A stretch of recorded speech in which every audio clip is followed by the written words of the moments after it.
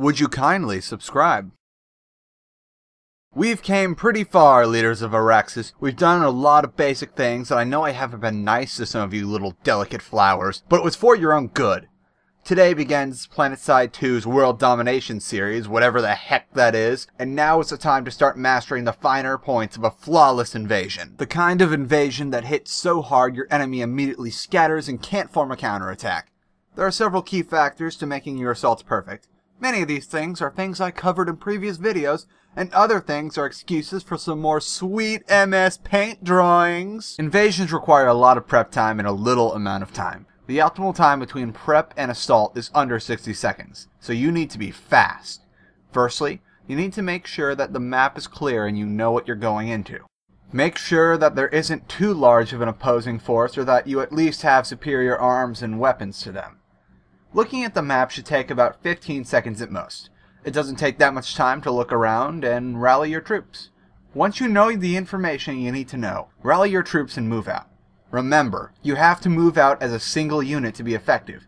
Your initial strike needs to be as hard as you can possibly make it. Alright, so you're moving in like a tidal wave. What do you need to do? Well, for starters, the point can wait. The first thing you need to do is have elevation dominance.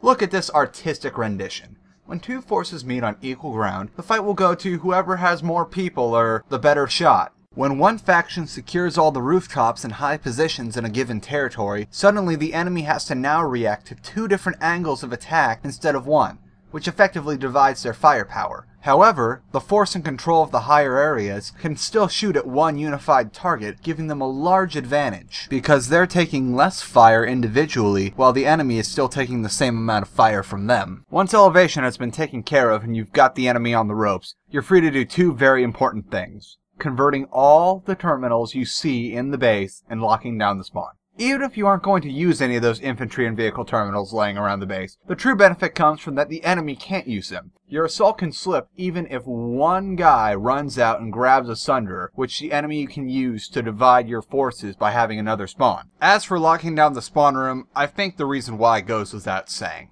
We've all been in a few fights before, we all know why. Just try not to be a dick about it and yell chat. You're all playing the same game here. So have you got everything locked down? Good. Now comes the real tricky stuff. Even if it doesn't seem so, every second you sit on the point waiting for the cap to finish is a vital second. As a leader, you need to be checking and rechecking troop movements in the map menu, keeping tabs on how many vehicles you still have, and where's the nearest place to get some replacements for the one you lost. You need to keep an ear open to leader chat for additional information that might affect your assault, and everything else in between that I haven't said.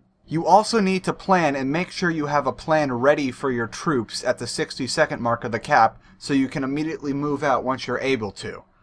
It's very likely that because you've locked down the enemy so hard, they've up and pulled out and they're fortifying at the next base waiting for you, so you need to be ready. Once the cap finishes up, give it a good 30 seconds to muster up your troops and be ready, and then move out. The extra 30 seconds will make sure that nobody tries to sneak in and recap as soon as the cap flips.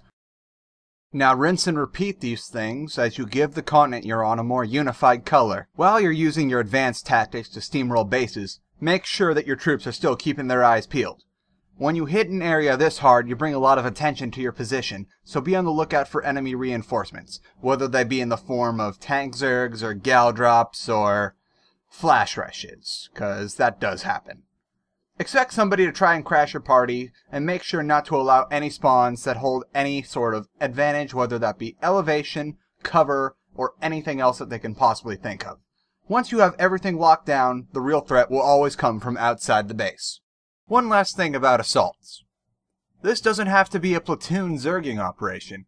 You can do this with 3 squads, 2 squads, even a single squad can successfully assault and capture a base provided they're aware of their surroundings and they're not biting off more than they can chew. So no tech plants for single squads, but you guys can capture territories all by yourselves. It isn't as much as a numbers game as it is just being smart with the resources you have at hand. You should never be intimidated by a larger force unless it's a significant outnumbering, say 2 or 3 to 1, as opposed to maybe you have a dozen guys and they have a squad and a half, maybe let's say 18 guys. You can still do it, you just have to be smart and remember what I taught you. We're definitely going to need some review. All of this will be on the test.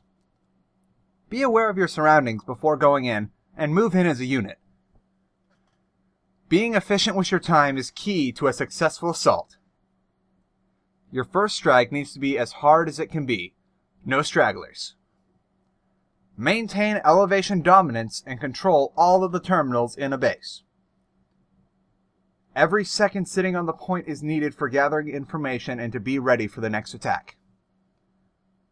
Once you have a base locked down, the threat will always come from outside the base. Look at all of you. You're ready to blitz the crown, even though that might not be a good idea.